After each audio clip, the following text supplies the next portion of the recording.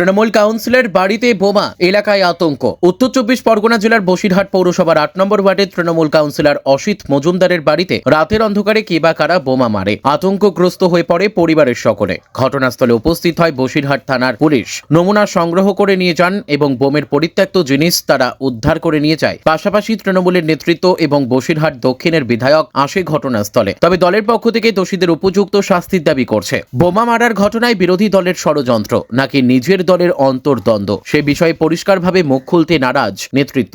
আপনার বাড়িতে রাত্রিরে বোমা পড়েছে, কি বলবেন? কারা মারলো, কেন মারলো? খারাপ মারলো তো সে তো পুলিশ বলবে, আমি বলবো কী করে। তবে আমার রাজনীতি জীবনে আমি কখনো এই জিনিস দেখিনি।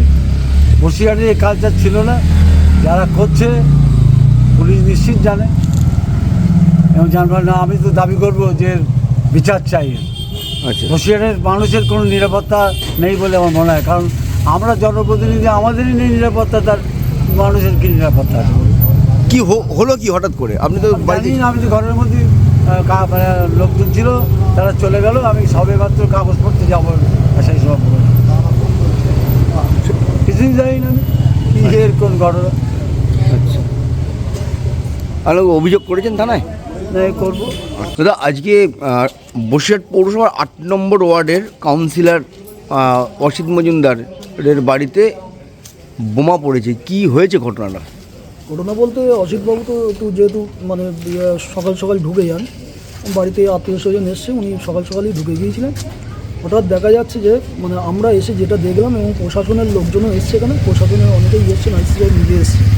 আমরা দেখতে পাচ্ছি যে পিছনে গিয়ে দেখলাম যে ওনার যে পিছনের গেটটা আছে সেই গেটে একটা বোম চার্জ করা হয়েছে, এবং সেটা একটা বিকট শব্দ হয়েছিল, কারণ এই এলাকার লোক সবাই দেখেছে।